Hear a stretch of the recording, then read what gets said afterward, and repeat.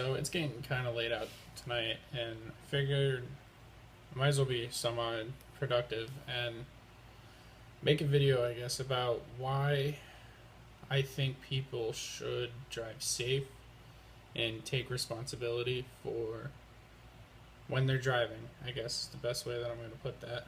The other day, my buddy Scott, who has possibly been in videos, I don't know if he has or not. I don't remember what videos it made. It made 60 something videos so far, and I just don't remember. So, Scott does not have the best track record of vehicles. He has wrecked a handful of vehicles, and recently he started to slow down and really figure out, he's got to take stuff seriously now.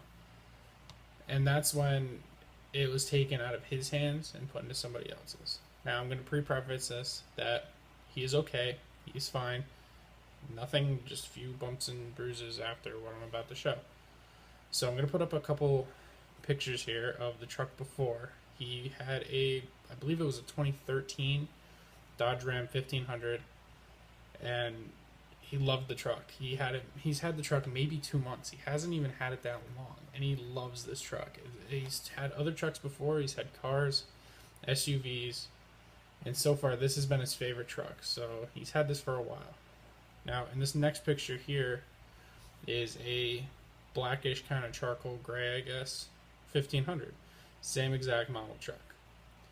Now, I'll read you the text that I have here on my phone of what he said. To summarize, I said, Scott, what happened? What did you do? Are you serious? Because I thought, doing his track record, that he did something. And he said, I got hit. They came flying off the highway right into the side of my truck. I said, really? He said, exit 13, which is irrelevant. He said, I was heading north when, God, he was using voice text, so it's hard to decipher. He was heading north, and basically the truck jumped the median, came across, and was going to hit him head on, basically. And he decided to swerve in towards the median to avoid getting a head-on collision with the truck.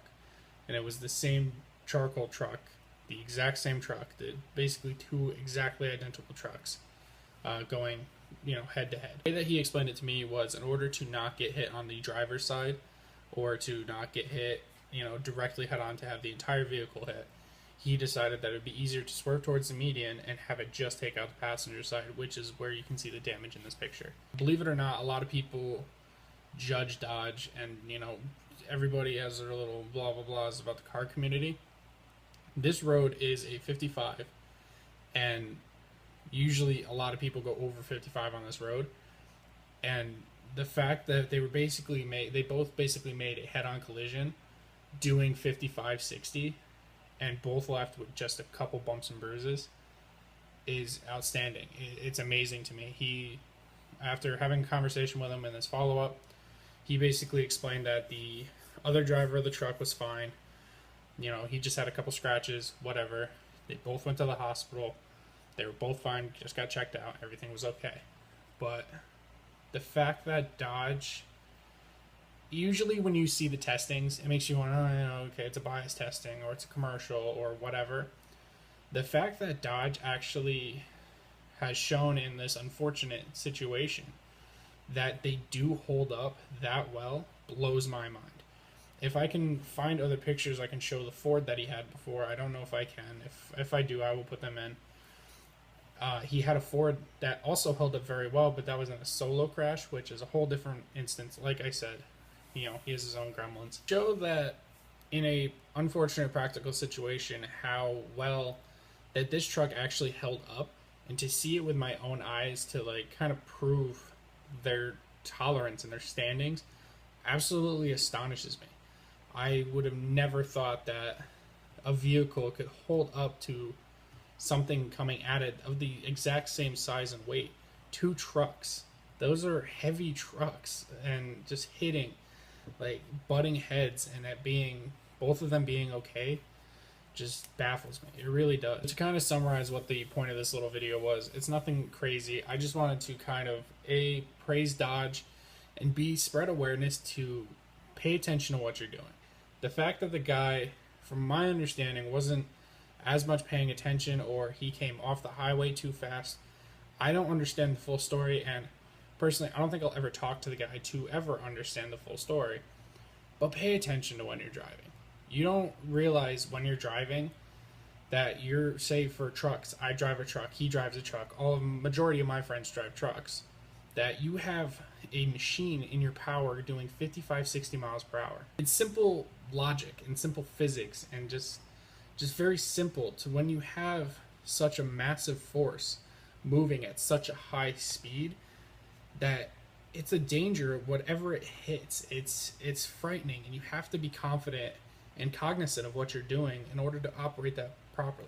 When you're driving, a lot of people want to get right behind the wheel, and they want to drive fast. They want to do everything fast, hit the turn as fast as they can, do burnouts, drive fast with their friends, not pay attention, texting. Texting is a really big problem, and not paying attention to your surroundings when you're operating such a lethal weapon, as I'll put it, because it's not the safest thing in the world if you're not paying attention. I'll admit it, being behind the wheel, I feel like that too. I feel invincible. I feel like I can do 90 down the Northway. I can handle anything that comes my way. But then I think to myself that if anything happens, I can't control it that quickly as if I were to be doing the speed limit. And if I'm paying full attention, it's kind of cliche, but the slower you go, the more reaction time you have. So you'll be able to understand. The best analogy I've heard from actually my principal in high school was you're driving a vehicle that's traveling the length of a football field in a second. Now, I think a majority of people understand how big a football field is. It's 100 yards.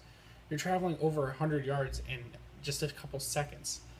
So the couple seconds it takes for you to change the radio or just look at something out the window, you're moving quickly.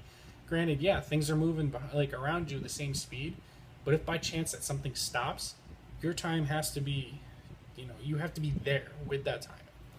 So I'm preaching to the choir a little bit. So those are the pictures I wanted to make a video just informing you to just pay attention.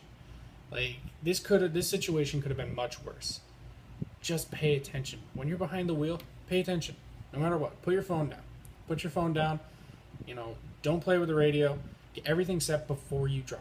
And just do your part too. Just to, to avoid stuff like this. Just pay attention. So that was quick. Not the longest video I've ever made. Not the most entertaining. But quite frankly, I feel like it has to be said because this has happened to a close friend of mine. And it sucks. And he's going through a lot mentally and financially to try and get this fixed. So it's going to take a while, but hopefully I'll have him in videos soon. He can get his first-hand talk about it. But thank you guys for watching. I'll see you guys in the next one. Peace.